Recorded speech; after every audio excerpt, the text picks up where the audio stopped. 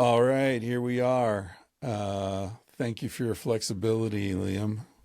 We were we were supposed to do this last week, and I had a medical crisis, Oh, an apparent medical crisis. I actually was texting you from the car on the way to the emergency room, like, oh my goodness. To think I God could have been the damn last person you ever texted.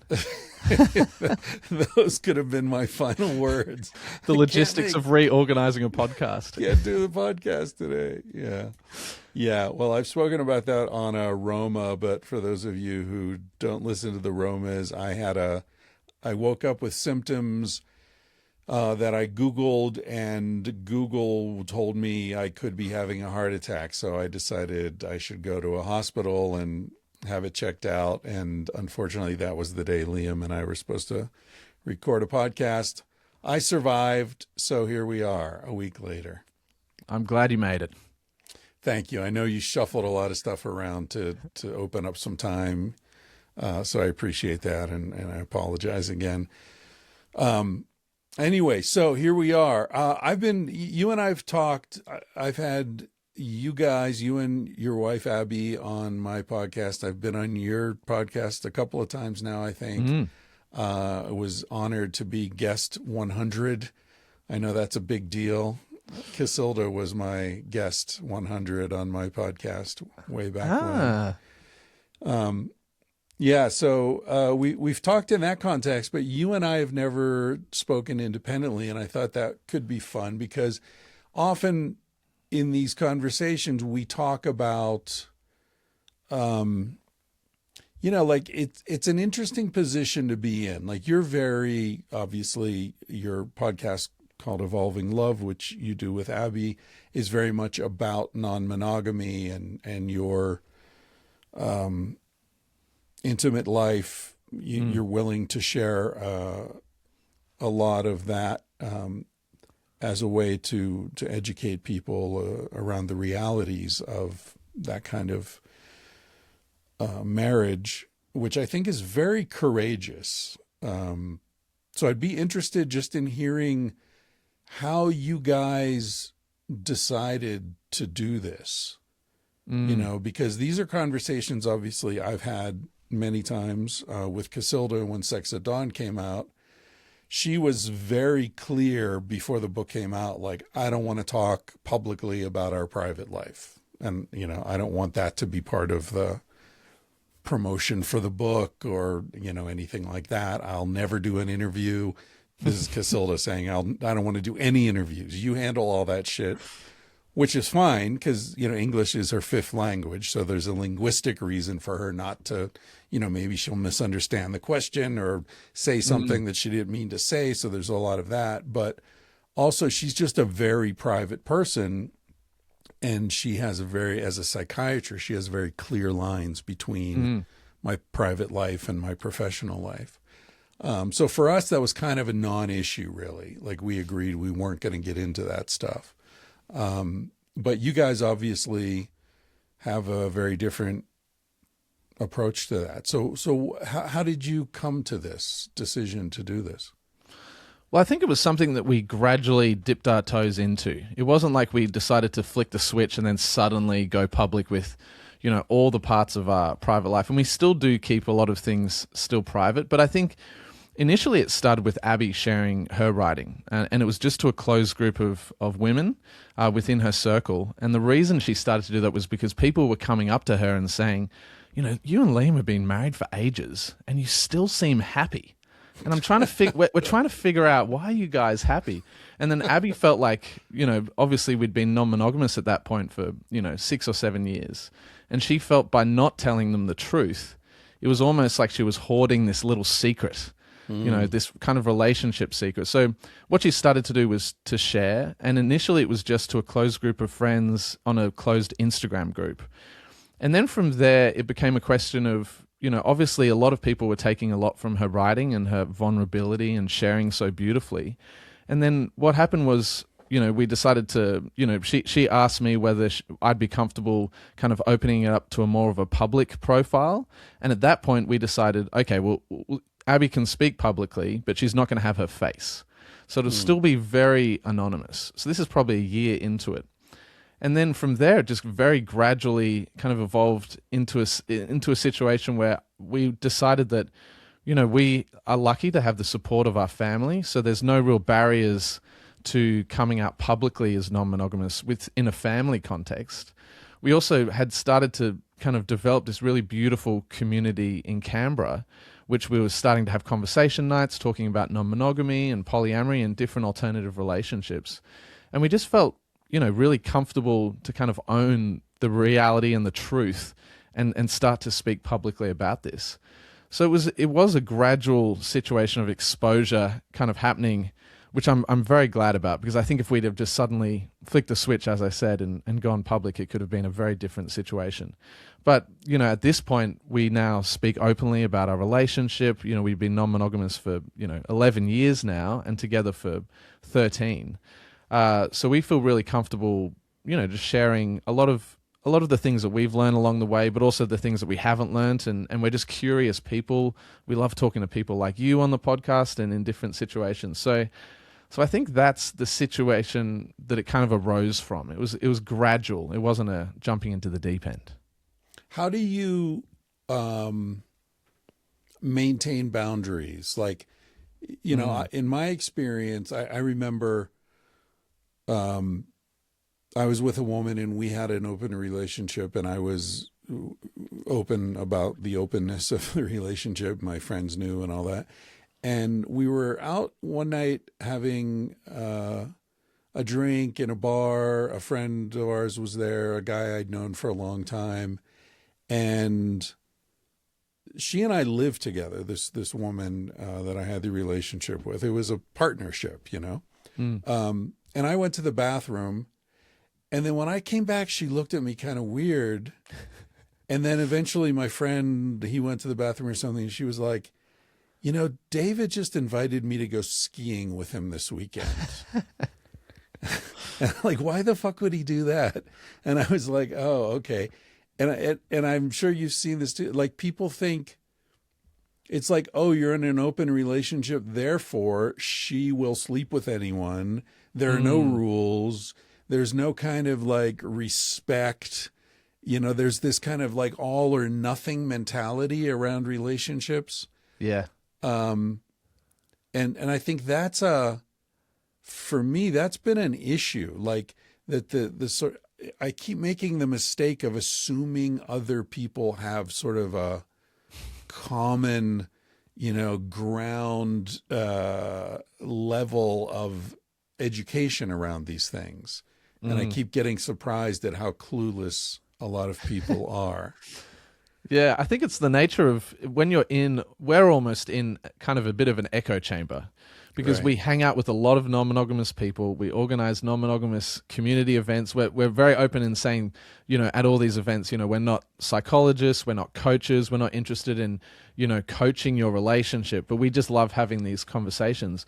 But because we are having the conversations around non-monogamous people, all the time, often it is very surprising when you meet someone with no frame of reference for non-monogamy. They kind of look at you as this alien floating through the world, like, trying to have sex with as many people as possible. I think that is a misconception that certainly we've found. And there's like slut shaming around it. I mean, your wife, Abby, is very attractive. And so I'm sure there are a lot of men who are kind of like, oh, wait a minute. She's married, but not really. So she'll sleep with anyone, like there's you're either taken or you're not kind of vibe, I think, a very proprietary understanding of relationships. Yeah, well, I think actually what people misunderstand is that it probably makes us more selective about partners. Right. It's like Abby has such a high, bar, and so do I for potential partners. That probably is complicated by the fact that we do have a somewhat of a platform talking about this subject. I think if anything, we've made our dating life trickier, by talking publicly about this. Because we also don't talk publicly about our partners. on the podcast. So we never, it's not like, because we never want it to feel like we're having these beautiful experiences so that we can release an episode next week on, the date that went wrong. It's like maybe we talk about that in a year's time or in 2 years' time or something. But I think it's something that we're very conscious of. So when the kind of slut shaming aspect comes into it, really that speaks to just the conditioning of society, I feel like. Yeah. Do you feel, you want to get some water? Oh, you have some water. I'm just gonna... Yeah. I'm thinking about, you're talking about your social group where you have these conversations and, what you just said about how the nature of your relationship can make dating more complicated than if you were single. And one aspect of that I think a lot of people don't get when you're in the kind of relationship you are. I know there are many different configurations of open relationships, but it seems, from what I understand, your way of doing it is similar to the way that I've done it, which is that we're having these experiences as a couple. Even if you're having an experience where I'm not in the room, it's not like you have a secret life and I have a secret life and, don't ask, don't tell kind of thing. Some people do that, but that's not what we're talking about. So even on a mathematical level, like if I were to meet a woman and felt there was some sort of romantic connection there or erotic connection, the first thing I would do is introduce her to my partner. Yes. Yeah. Because now it's not just me who has to be into her. It's also my partner who has to be into her. So just that raises the bar so much. Yeah. Because now there are two people who have to be like, oh yeah, she's cool. Okay. I can see this. And it also introduces a barrier to entry that can also create red flags. It's like if you were to meet someone and say, we obviously have chemistry, we have this beautiful vibe, and I'd love for you to meet my partner because that's something as part of our relationship and the way we negotiate our boundaries with not dealing with non-monogamy. If they were to then go, oh, I really don't want to meet your partner. Like, I'm happy for this to be a connection, just you and me. We can have as much fun as you want. Then immediately, I mean, for me personally, like that is like the biggest red flag. And it's something that at that point, and it's happened a few times where I've just had to go, look, maybe the compatibility is not here because, also my wife's awesome. Like, you should want to hang out with her anyway, just because she's fun and awesome. Why wouldn't you? Yeah, exactly. Yeah. Yeah. Yeah, that happened to me one time. I was in a very healthy, happy relationship with a woman, and there was another woman, and my partner was out of town for the weekend, and this other woman and I got together, and we went back to our place, and she said something like, I really shouldn't be here. Your partner would be so, angry if she knew I was here. And I was like, no, she knows you're here. I told her I was having drinks with you. I texted her and she was like, what? And she was like, no, you're lying. I was like, why would I lie? Come on. No, it's totally cool. And I could just see it was like the allure of the situation was that I was lying to my partner in order to be with her. And it's like, wow, that's what you're into? Like, talk about toxicity. But there's also, there is a way to reframe that in a way that's super sexy and ethical. It's like you could, if that was genuinely like what she gets off on is this allure of the taboo of, you could say, maybe we can make this into like a role play fantasy where my wife actually in reality does, or my partner does know, but we can play into this like, ooh, my wife doesn't know. Like, this is so crazy. And still make it like this sexy kind of role play thing. I feel like there is a way to navigate if people are open to communication and kind of stepping into that, the mental eroticism of it all, then it unlocks, basically any situation. Right. But you're assuming they already have a baseline, integrity and intelligence around this stuff, which in this case, it wasn't there. I discovered to my The road ends there, I think.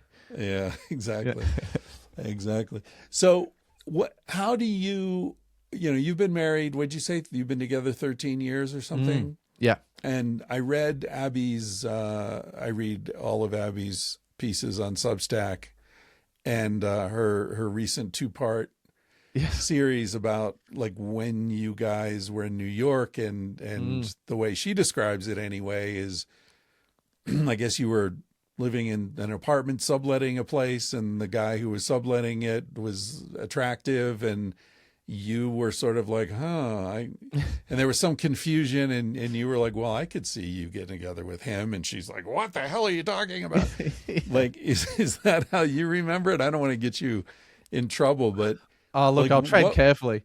No, but no. I mean, I guess my question is like, when that came to you, were you as surprised by it as she seemed to be, or was that something you'd been aware of in previous relationships?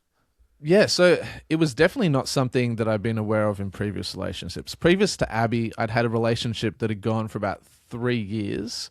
That was kind of the relationship that I had at university. So it was kind of this formative relationship, and it was incredibly dysfunctional in a lot of ways. You know, there was a lot of things that my partner was kind of moving through and dealing with. So by the time I got to Abby, it felt like, you know, the biggest breath of fresh air. The communication was there. There was this beautiful approach to kind of sexuality that was explorative, that we were able to immediately kind of start sharing fantasies and what we're into. And this is a situation that I'd never found myself in before in this previous relationship. So by kind of building that foundation of communication that happened very naturally without us going, oh, let's try and communicate through everything really well because it's the start of a relationship. Like, I was 21, so I really had no frame of reference for healthy relationships at that point for myself.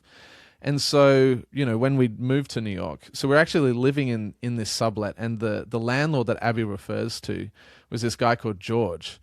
And the funny thing was that it was because we'd never had rental history in America, we had to pay like an insane amount of rent up front.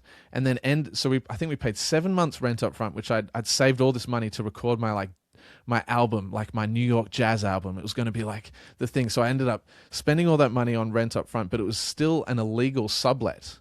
And so we had this very interesting relationship with this landlord where, you know, at one point the heating broke in the middle of winter. It was like, you know, we were wearing all the clothes that we brought with us to stay warm. And we couldn't reach out to this landlord because he wasn't actually the proper landlord. He was just subletting it to us, and he was on like this, you know, amazing deal that he'd had for, you know, for forever. And so we had this really interesting relationship with this landlord where we would kind of reach out when we could.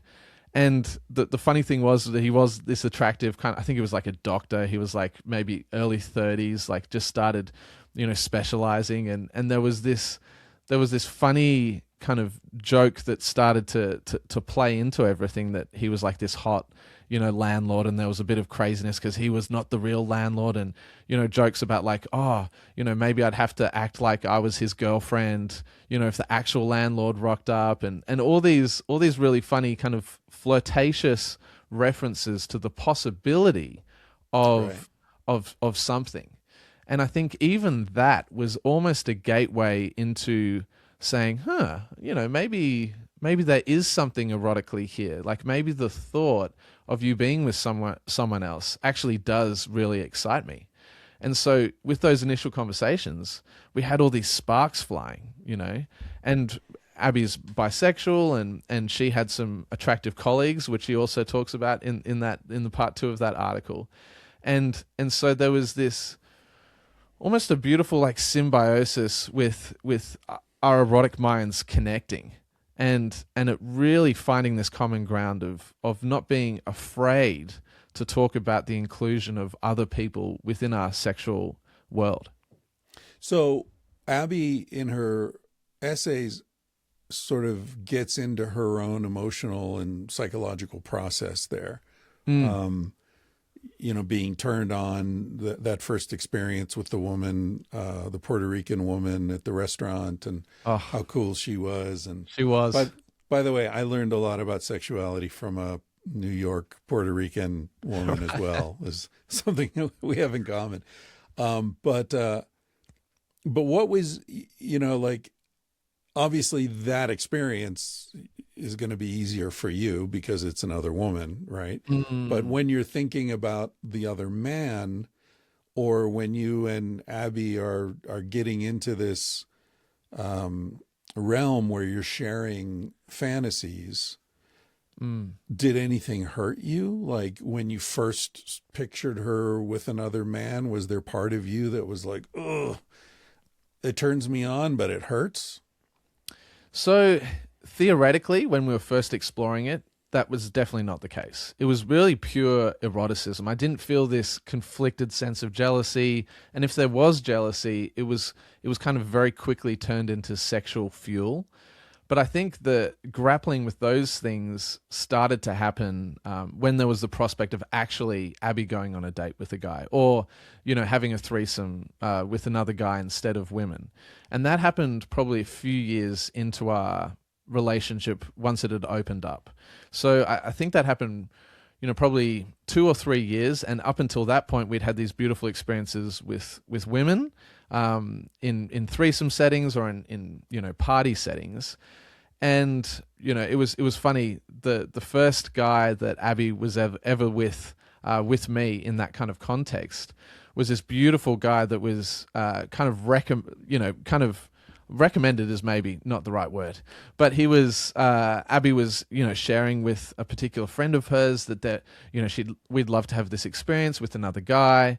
And the friend was like, oh, well, I'm actually dating this awesome guy. He's from England. He's super cool. He's super creative. Like, you guys will have lots in common. And so that was the point where it started to become a reality. And I started to really have to think, how does it feel? We at that point we'd been together for 4 or 5 years. We had a really strong relationship, and ultimately those tussles came down to, like, do I feel a threat that this guy could come in and swoop, Abby away from me? And in those moments of reflection and thinking, maybe there is a discomfort here, I was always reminded by the fact that I felt really comfortable with the security of our relationship. And it was something that I was able to express to Abby. And then Abby was immediately able to kind of go, oh, well, to reassure me almost. But I think the first time we were together was all three of us, which also was a beautiful way of seeing the reality of what it would be like to be in that situation with another person. And going into it, I thought, who knows how I'll react? Like, in theory, this is amazing. And there's so many things that in fantasy land, we could have, do all the things. But moving into a situation where it is very real was something that I was definitely nervous about. But in the moment, I was quite happily reassured by my own body, my own mind, and also the whole situation around me that it was actually something that I really enjoyed and loved. Yeah, I think I've talked about this on the podcast before. The first time I was in that situation, it was far less erotic than I had imagined, because I think my imagination had been informed by porn largely. Yeah. And which is not to say it wasn't erotic, but what really struck me wasn't the eroticism of it. It was the sense of trust I felt. That these people, here I am with a buddy of mine and this woman that neither of us knew real well, but she was like, we were kind of like, fulfilling her fantasy. And we were happy to do it, obviously, but it was more kind of her, focused on her, And I just remember they were having a moment, and I went to do something with the music and roll a joint or whatever, and I was watching them, and it struck me how they were not conscious of me and how good that felt. That they trusted me and they felt safe in my presence enough to be really intimate with each other and not feel like, oh, Chris is over there watching and what's he thinking and what, there wasn't that self-consciousness. And I felt like, man, this is such a beautiful moment. This is not because of the sex really, just because of the vulnerability and the lack of of uptightness between the three of us. It was almost, and I'm sure there were all sorts of endorphins. It felt like, we were rolling on MDMA or something, which we weren't. But that's how it felt. That sense of trust and ease, and like, wow, this is this. And I've sometimes thought like that might have been the moment that Sex at Dawn was conceived, because that was the first time I thought about sex in terms of like a reinforcement of friendship and trust and community as opposed to erotic pleasure. Oh, I absolutely love that. And I really connect with that a lot. I remember the first time we went to a sex party in Brooklyn, and we were super nervous, super green. This is before we'd had the experience with this particular guy that I was just talking about. Excuse me.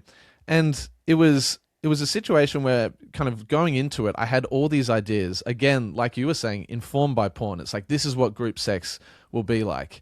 And I remember walking into the kind of orgy space where everyone was playing.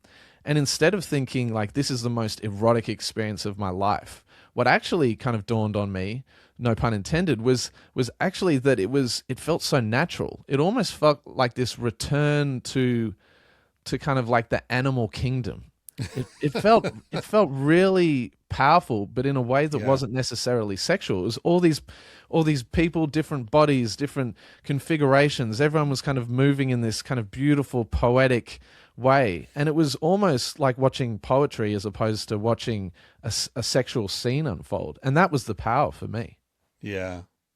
Yeah, I think about that a lot. When I was working on Sex at Dawn, and well, and after, I often think like, how do you know what is natural for our species versus what we're told is natural for our species? That's so hard to tease those things apart. And one of the tests that I've come to use over time is, how quickly does it start to feel normal? I like that. And so there's a club that in Barcelona that I used to go to with a woman I was living with, that was like a swingers club, similar like the party you went to. And there was a room with mirrors and black lights and all this kind of thing. But the front was just a bar.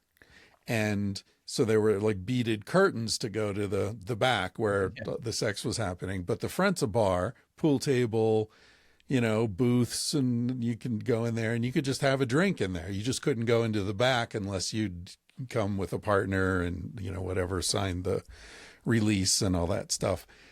But it's interesting because there you are in a bar and people are having sex. And you can hear them. And I think there was like a booth with a window and you could see them. And sometimes we'd be in there and it became so normal so quickly. And then you go to a real bar where everyone wants to be having sex, but they're all in this weird denial, pretending they aren't, right? Yeah. And that became abnormal. It became very quickly. It's like, what are we doing here? This doesn't make sense. It's like the first time I remember, Casilda and I went to a party in San Francisco. She'd been raised in Africa, in Mozambique, and we go to this party and she's like, everyone's standing around having hors d'oeuvres and, chatting. And she's like, nobody's dancing. And I was like, yeah, it's not that kind of party, I guess. And she's like, if nobody's dancing, it's not a party. What are you talking about? This standing around talking is not a party. And so that's how bars started feeling to me. It's like, nobody's having sex. What are we doing here? This is weird. Yeah. I mean, that's a really interesting distinction that I've also thought a lot about, because when you talk about this concept of jealousy, like, I'll often feel jealous in environments that aren't sexual at all. It's almost counterintuitive. Like, if I go to a bar, just a regular bar with Abby, and I see some guy kind of leering and kind of coming over, that is the moment in which that I feel incredibly protective, and that there is like a primal, like, for want of a better word, possession that can kind of creep over me, where it's like, don't look at my woman, like she's not inviting your gaze, she's not inviting your sexual kind of intentions. Whereas in a sex party context, that's very different. It's like the rules of engagement are very much different, and I feel much more comfortable in Abby's autonomy, and and she's of course able to handle herself in those environments, and it's a very different situation than if we're in a bar. And also Abby feels so much safer in a sex party environment than she does in a bar. And Right. even as a man, like with other men, it's like in Australia, we have this kind of really wild drinking culture that has started to decrease. But basically, at the end of the night, guys are either trying to pick a fight or they're trying to have sex. And if they aren't able to have sex with someone that they've picked up, they're very ready to get into a brawl. And it's like, that's the kind of situations where I start to feel kind of unsafe in. But in a sex party environment, I feel like that's one of the safest places you can be. I remember being at a party in New York, and at 3 a.m., everyone's had all their fun. They start bringing around green juices just to rehydrate everyone. It's like, that's the party I want to be at. Yeah. Yeah. I don't know if you've ever read a book called The Lifestyle by Terry Gould. No. It's a great book. It was a reference I used quite a bit in Sex at Dawn. It's about the sort of origins of swinger culture, and that's where I learned about the fighter pilots in World War II, and Yes. how Yeah. they had these sex parties, and when Terry Gould interviewed some of the people who were much older at this point about what they were doing, the men said, we had the highest fatality rate of any division, any part of the military in World War II. These fighter pilots that left from Hawaii, about 25% of them died in the war. And he said, I wanted my friends to love my wife because that made me feel that if I died, they'd take care of her and our kids. And it was like this primordial, it's the opposite of, hey, what are you looking at? Like, no, I want you to love my wife because I want you to have an emotional connection to her and take care of her if I can't. That moved me so much when I read that. But it goes to your point of how, these environments where people are acknowledging their appetites and their sexuality and their, wanting to be desired by different men, and all these things that most people are in denial about, actually creates a much safer environment. And women often in The Lifestyle, the book by Terry Gould, I remember he was interviewing women and went to swingers events and all that, and the women said, this is the only place I can find other women I trust. That's beautiful. Yeah, I remember reading, when I read Sex at Dawn, I remember reading that section about the fighter pilots. And at that point, I think I was rereading the book, and we were having situations with other men, and really feeling such a deep connection to that concept, because it feels so counterintuitive to what we've been fed as men in the modern era. It's like, the best partner you can be is the most jealous. It's like, Right. you should be ready to fight anyone who wants to take your wife away from you. But if you kind of flip the script, as you were saying, it's like you can actually build this beautiful sense of, it's almost community that you're building. And people from the outside looking into our relationship, often go, oh, I can't believe, Liam's friends with all of, the different, lovers that Abby's had. And it's like, I'm very good friends with, almost every single lover that Abby has ever had, every male lover. And it's like, I actually love that sense of the bond that develops with this kind of metamor connection, and the sense of real kind of almost like kinship, or, that it may be at a deeper level, it does speak to this kind of this idea of, like going to war, and, if I don't make it back, I've got someone to look after my wife. But I really deeply connect with that concept.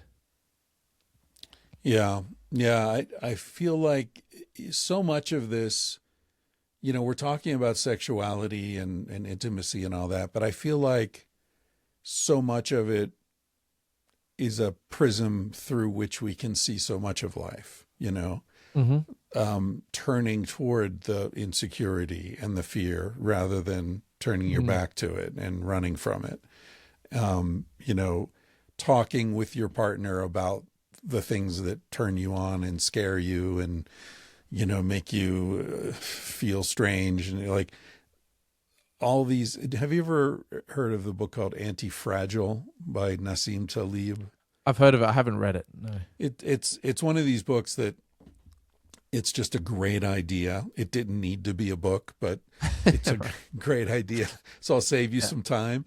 Um, the idea is that, if you imagine an example of fragility, you might Hmm. imagine a champagne glass in a wooden box, right? And you shake the box and the champagne glass shatters. So Mm. that's fragility. And then if I say, now imagine the opposite of that, most people would imagine a rock or a brick or something in the box, and you shake the box and it doesn't shatter, it's fine. Mm. But his insight is that's not the opposite of fragility. That's a neutral state.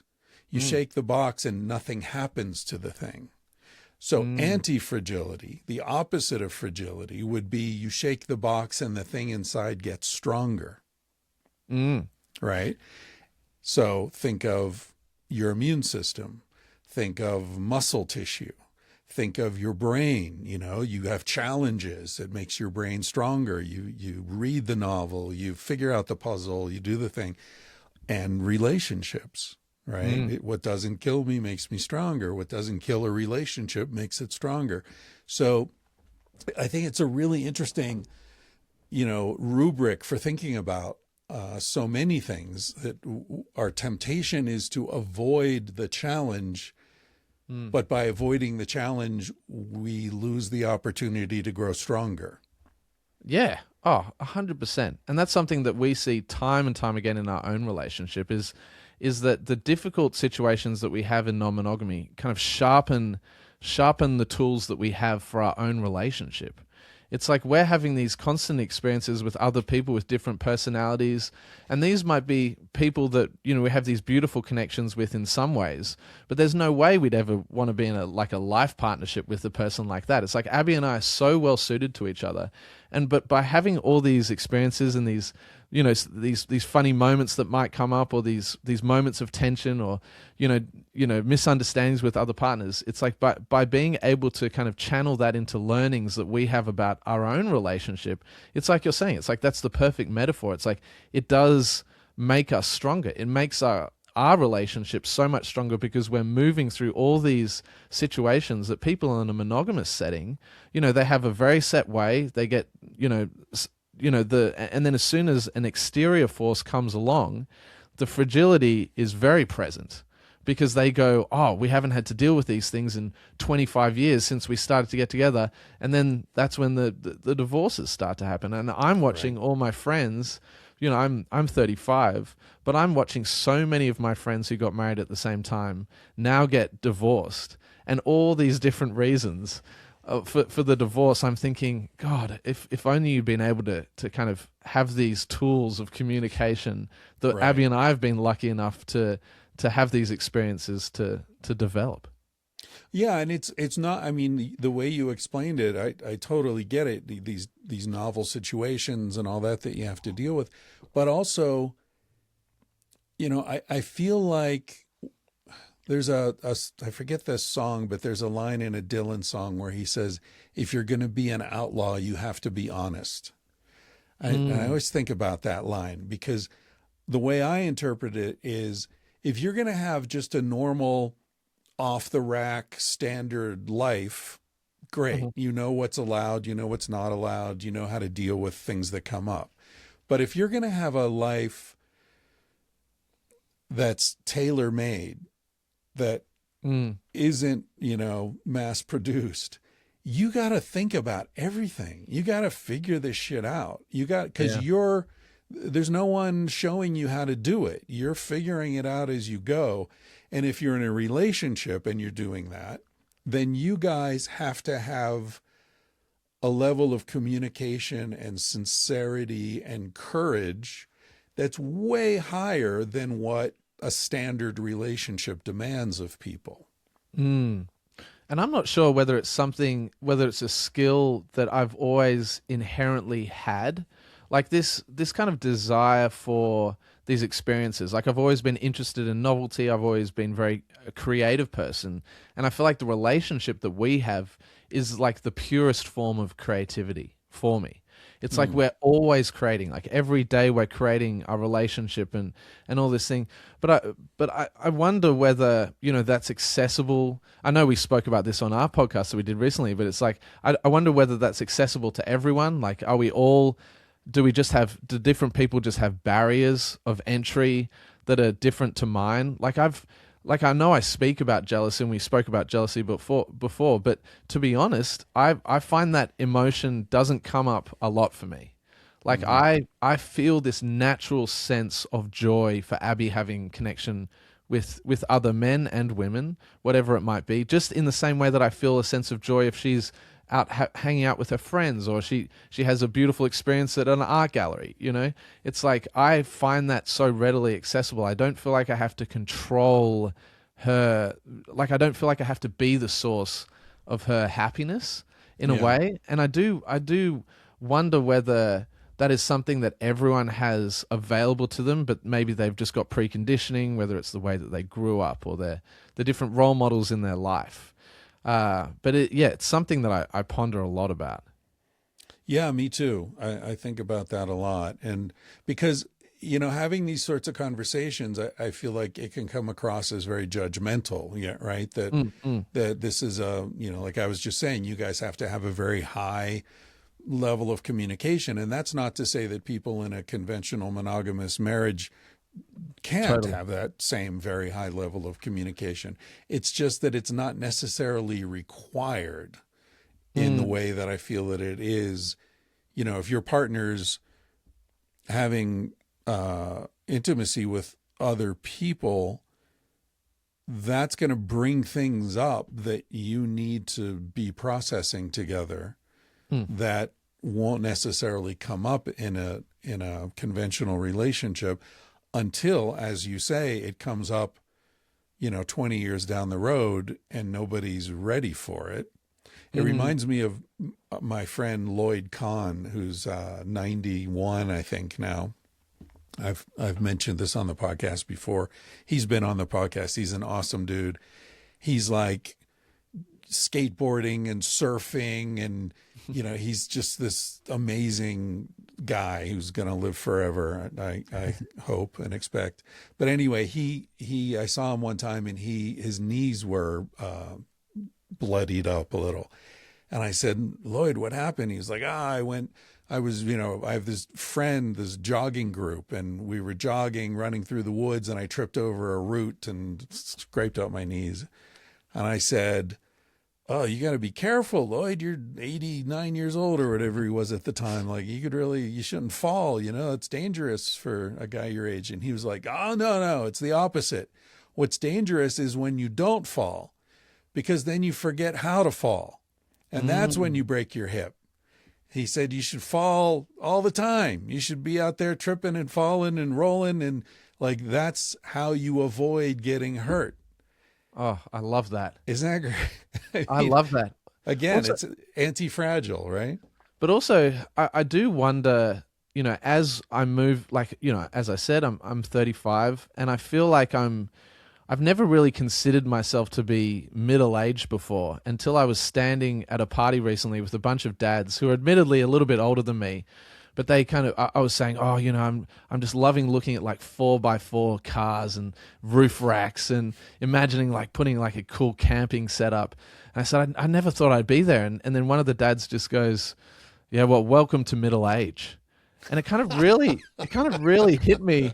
And I kind of looked around at everyone and then looked at myself and I thought, God, I still thought I was like 25 or something. But it's kind of has triggered this real interest in thinking forward to like what is the next, what am I looking towards, and how will the relationships that I have, or the relationships that I fostered, or even the approach to relationships, how will they change? And it's like thinking about this sense of non-monogamy and living creatively. It's something that I feel that's so much a part of me now, but I do wonder, how will that, even maybe it's not necessarily, it's not like I'm going to move away from being non-monogamous, but how will the way in which my expression of that change as I get older, and as Abby gets older and our relationship wisens and, Yeah. matures. And Yeah. it's like when you bring up the anecdote about Lloyd, I'm now looking to people who are much older and saying, like, what are the wisdoms that I can glean from them?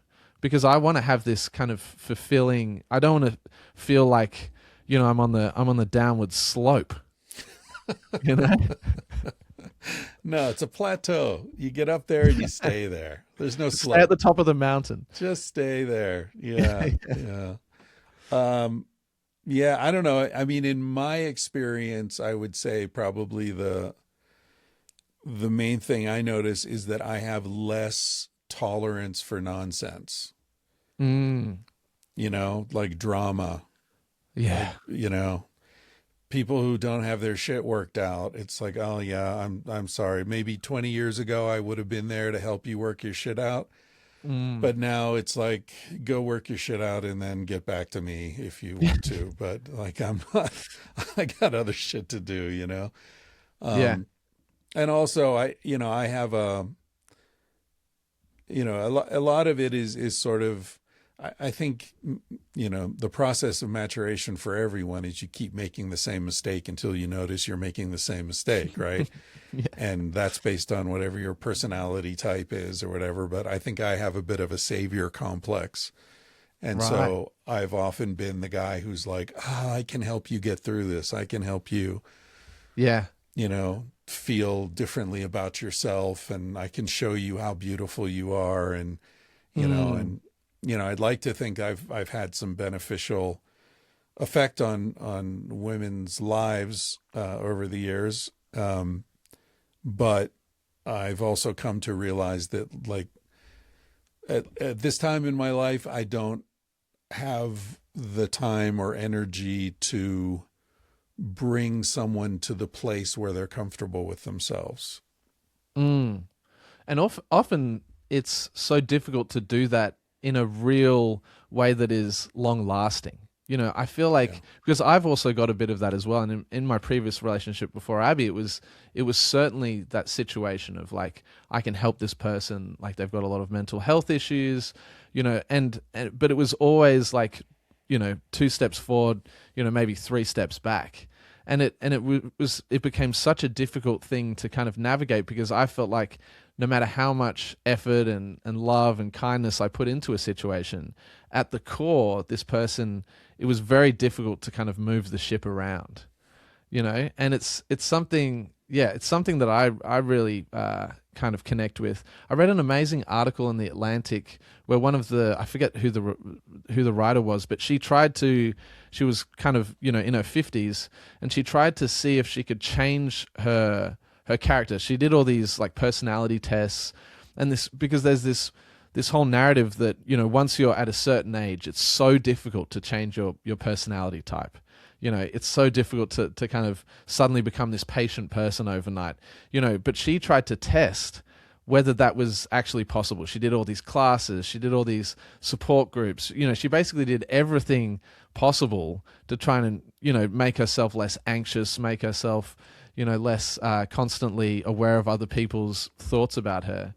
And as she got to the end of this process, she realized that, maybe this just is who she is. Yeah.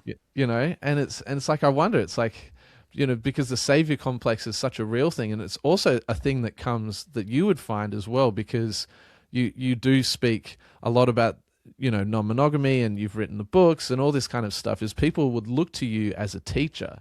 And in a very small way, sometimes that happens with myself and with Abby, is that people go, oh, well, you speak about this a lot, you must have all your shit together. And it's like, no, I'm not.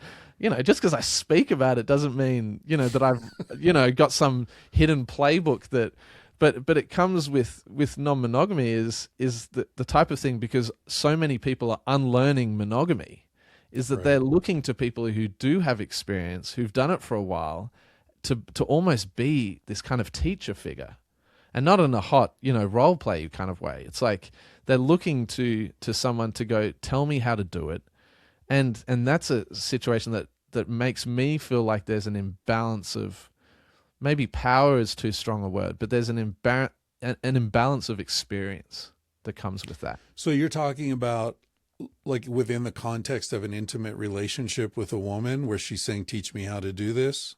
Or are you talking about not your even, podcast or your public appearances or whatever? No, I would say, well, I mean, I'm talking about all of that informing the way in which someone is interacting with me, but I think it's bigger than that. It's more a question of like, so often people go, how, like, tell me about non-monogamy, tell me about what a metamor is, tell me about what compersion is, like, why do you feel like this, why do you feel like that?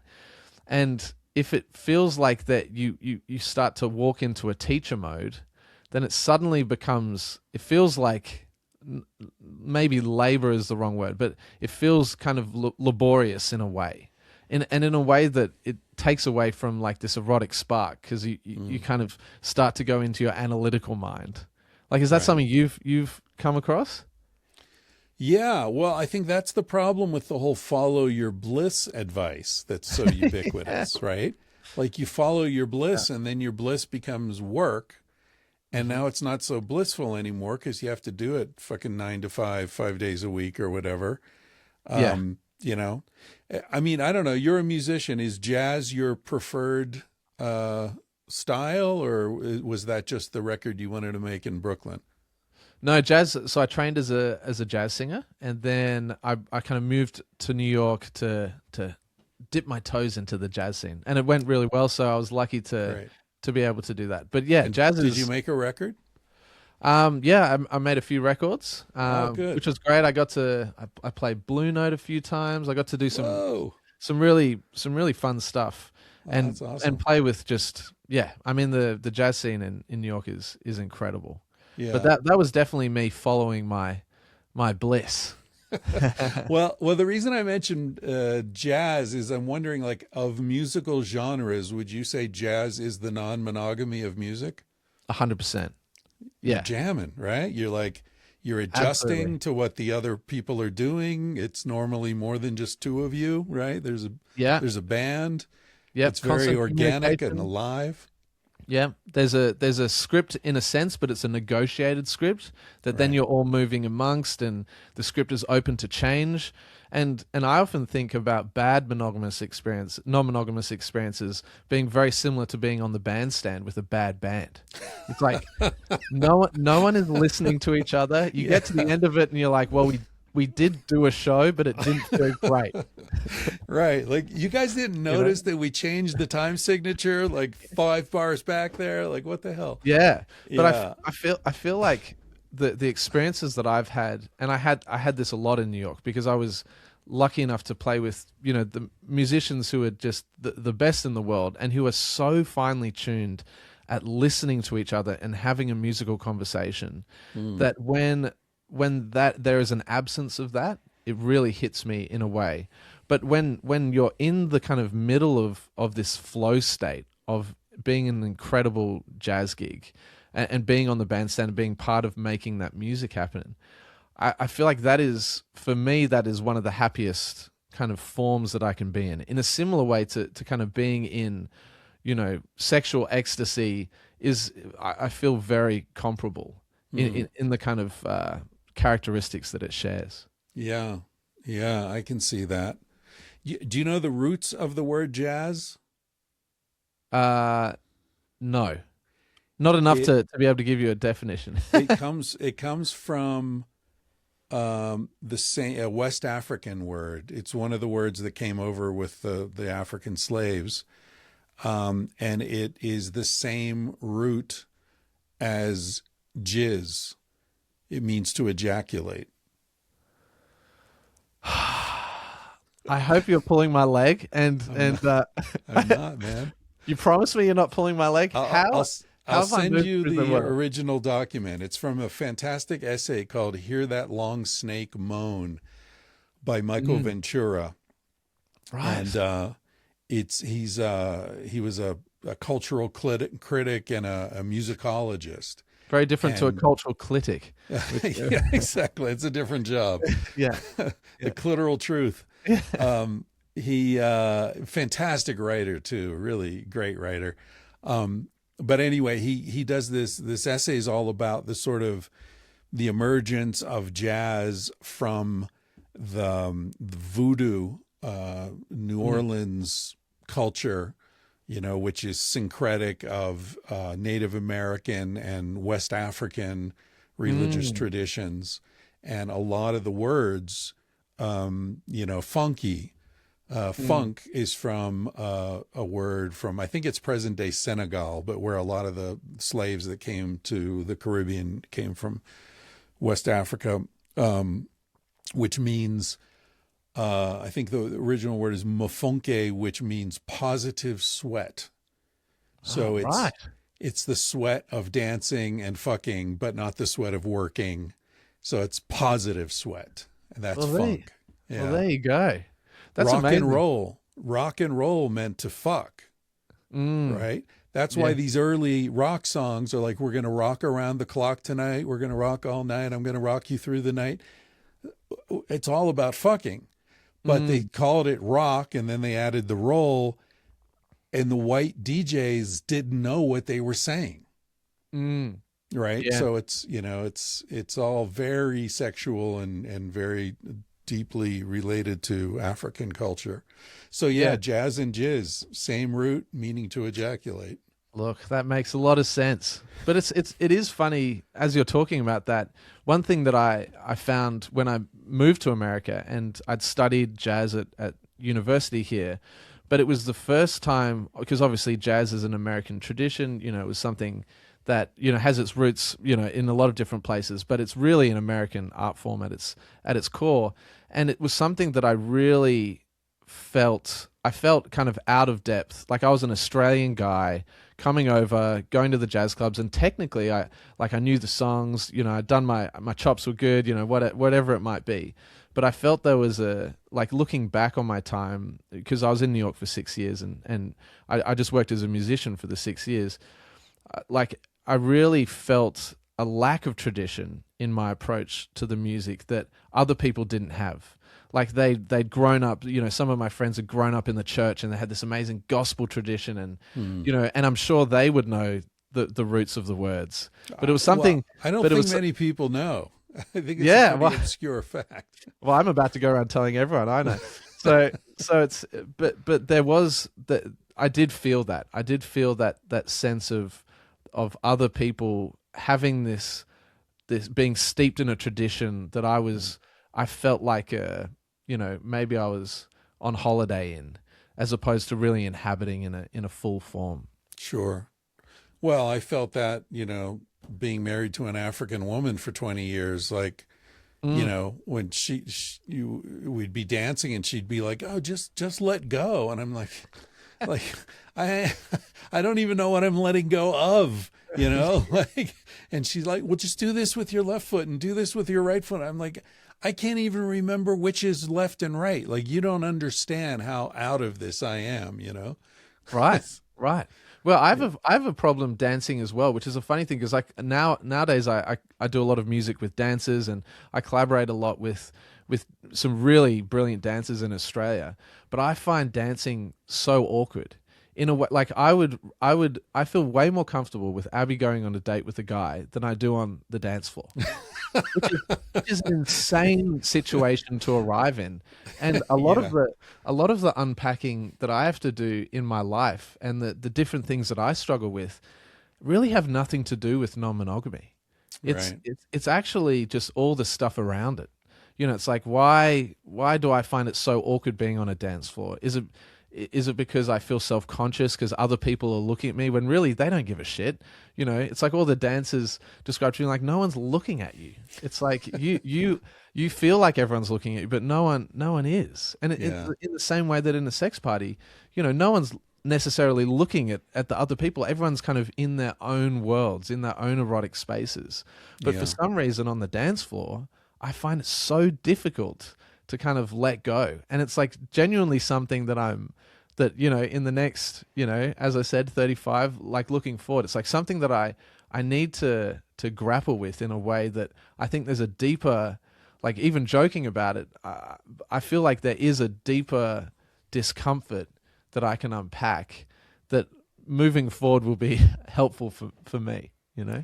It is interesting. Like you're comfortable standing on stage and singing, Yes. but Yeah. so you're comfortable interacting with music in a public place, Yes. Yeah. just not bodily. Yeah, it's like I want to. I think maybe it could come back to a sense of control. It's like I want to be in control of the music that people are dancing to or listening to. But when I feel like I'm responding to something in a way that isn't, that I don't have a grounding of technique, you know, it's like because I do photography and videography as well as music. Dance for me feels like this final frontier of an art form where I just have no idea about the technique. Like I can go to a dance show with my dancer friends and I can leave the show going, that was the best dance show I've ever seen in my life. And then they go, that was the shittest thing I've ever seen in my life. Huh. And I love the ignorance that comes with that. Because if I go to see a photography exhibition or I go to see a music show, I'm kind of reverse engineering things and it's like I like that. It's almost like being not comfortable dancing also has this there's like a niceness to it where maybe enjoy the discomfort. It's like a masochistic thing. I don't know. Like I've never really psychoanalyzed myself too much, but yes, there's something in that, I'm sure. I kind of feel that way about music in some ways. Mm. You know, like when I was a kid in high school, my best buddy was like a musical prodigy. He played 5 instruments and, you know, was just, you could hand him a fucking flute from Papua New Guinea and he'd be playing Bach on it in 10 minutes. It was just Yeah. like, come on, dude. And I don't play anything. I took guitar lessons for 3 weeks and quit, and piano lessons for 2 weeks and quit. You know, it's just like, I want immediate gratification. I can't get over the hump. But I love music. I mean, it's one of the most potent sources of pleasure and comfort in life. But I remember talking with him one time. We were talking about, it might have even been Pat Metheny talking about jazz. And I played something for him and he said, I'll never forget his words. He said, "This sounds like the theme music to a documentary about horse breeding."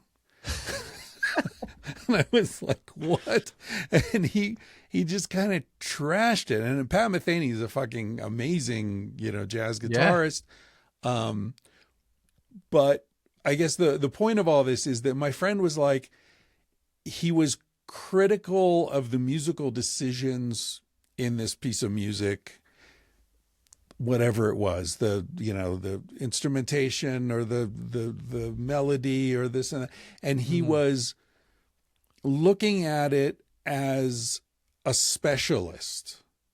And I was absorbing it as like a gestalt kind of like, I was enjoying the meal. I wasn't analyzing the ingredients. Yeah. And that ended up being a conversation that we had over the years. And, eventually he was like, I think you enjoy music more than I do because I can't not analyze it. I can't just hear the emotional component of it. I'm like, oh yeah, of course it feels nostalgic because he's in a minor key and, he's, done this and done that. And like, I see the man behind the curtain and you just see the show. Yeah. And there's something, even though we could argue that your intellectual understanding is inferior to mine, your emotional capacity to hear the music as music is greater than mine, So It's there almost is something great about ignorance in that sense. Oh, absolutely. And it's almost the tyranny of too much information at a certain point. It's like I've studied this art form. I've tried my best to understand all the different permutations, but it has given me, and with a lot of different types of art in general, there is this sense of the weight of the history of it that kind of weighs down upon me in a way that makes it difficult sometimes to even, to feel comfortable putting out records or putting out videos of myself singing and also knowing like the full knowledge of the fact that all of my friends are just incredible as well. Like a lot of my friends who I kind of came up with in New York, who we kind of started at a similar time, they're all winning Grammys and MacArthur Genius Grants and, just incredible musicians. And so suddenly it becomes a comparative thing as well. And it becomes a really difficult, mental gymnastics exercise to even become comfortable with what you're producing creatively. Right. And so I often look to people who, and especially now, like as we're moving forward with technology, it's so accessible for so many people who don't have that training. I am in a way kind of envious of their ignorance.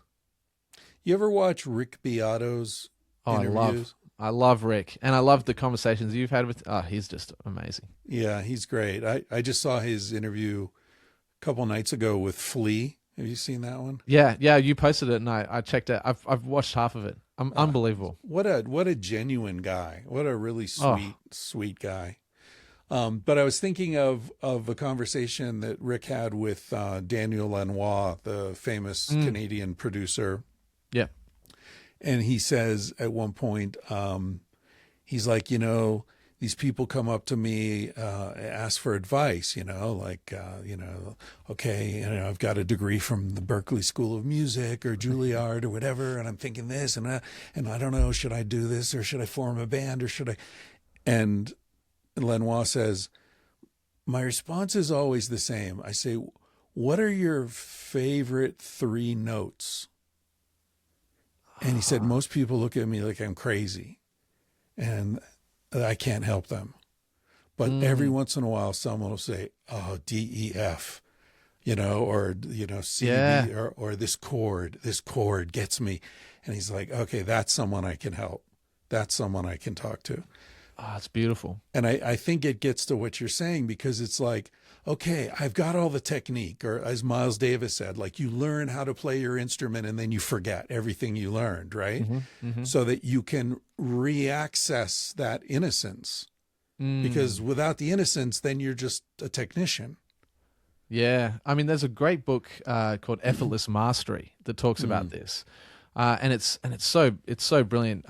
Kenny Werner is a piano player, and one of the exercises that he says is you have to just sit down at the piano, even if you don't play piano, and just let your fingers just go, just see what happens. And I do this exercise all the time because it's so powerful. Because for the first minute, you're going, what sounds good? Because I can play piano. I'm kind of going, oh yeah, like, oh, that's like a flat 7, oh, this is a major 9 chord, like, oh, I love how that sounds in this progression. But really, after, a few minutes of kind of fighting against that, you suddenly become kind of used to the ability of almost trained ignorance, where ultimately you want to get to a situation where you are just letting your kind of your body take over, and there is this beautiful sense of surrender that comes with that. And I think that's such a powerful place in life, that we're trying to gravitate towards. It's like, how can we just let life happen around us and be able to take it in as best we can, like without this control of like being so outcome driven. Right. Yeah, like grasping. Yeah, sometimes I have recurring dream. The only, aside from like the weird flying dream that, everyone has, I think, but I have a recurring dream where I'm playing an instrument, like one that happened recently. Like I'm in a band and the curtain opens up and there's an audience and they're like, okay, 1, 2, 3. And I'm on the bass and I'm like, but I don't know how to play bass. Like I have no idea how to play bass. Right. But I'm in the band and the song starts and I just start going and it works and I'm playing the bass and everything's fine. But I can feel that the key, like the crucial thing is that I can't think about what's happening. I need to just let it happen. So it's kind of like the piano exercise that you're talking about. And I have that same dream all the time. It's like you don't need to learn how to do this. You need to forget that you don't know how to do this. And you also have to forget the audience. And that's something that I find most difficult. I actually find, I remember playing a gig in Australia and there was maybe like 10,000 people there. It was like a big band and I was the featured singer. And so I remember the fact that the crowd was so big, it felt like everyone was anonymous and it didn't matter. But then I think back to this gig that I played in, I played at this amazing venue. I don't think it exists anymore. It's called Rockwood Music Hall in the Lower East Side of Manhattan. And it's this beautiful, like multiple venues. And I remember there was this, I played this jazz gig and all these songs that I was really proud of and this killing band that I had. And a few of my friends came through and the capacity of the room was probably, I don't know, maybe 40 people. And so there's 40 people in this room. And I remember getting up on stage and looking out and you can see everyone. And like there was probably, of those 40 people, there was probably 10 people in the room that had won Grammys. One person had just come from literally performing with the New York Philharmonic. And so he got off stage with them and then come through for my late set, Wow. at Rockwood Music Hall.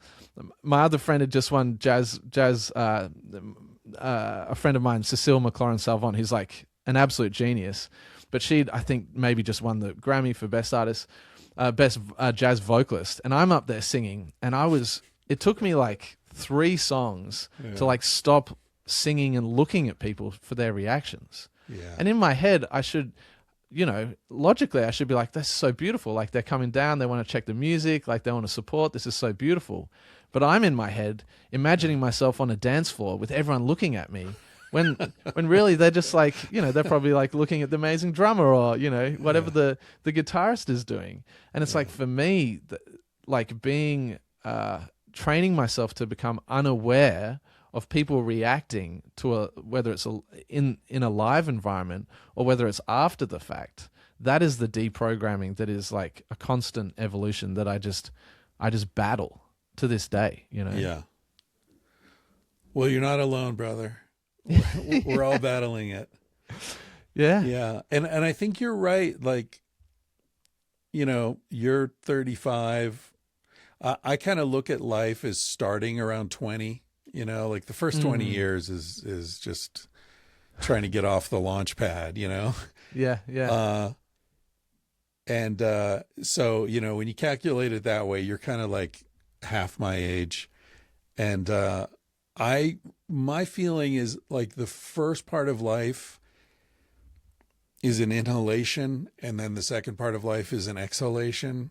And another way of looking at that is first part of life is accumulating knowledge and, Miles Davis, learning your instrument. And then the second half is forgetting what you've learned so you can play the instrument without the self-consciousness and all that, letting go of things.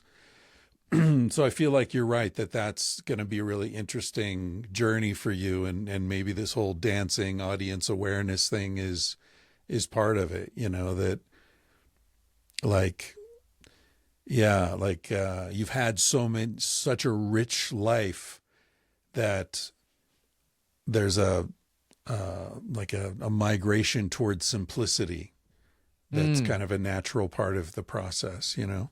mm. Yeah, there was a moment recently. So we've got a 7-year-old, and there was a moment recently where he's really interested in art, and so I was like, oh, I'm gonna make him an art desk, like this big desk, and build drawers in it. And I'm only now getting into kind of woodwork. I've always been super interested in it. I've always been super interested in kind of building furniture, but never, obviously in New York, we lived in an apartment. That was never going to happen. And when we moved back to Australia, we had a little bit more space. But recently, I decided to kind of build him this art desk. And it was like my first kind of very intentional thing that wasn't like a functional something for the shed. And I built this art desk, and I finished it, and now he's been using it, and it has brought me so much joy to see him using the thing that I built Mm. in a way that is so profound and so much.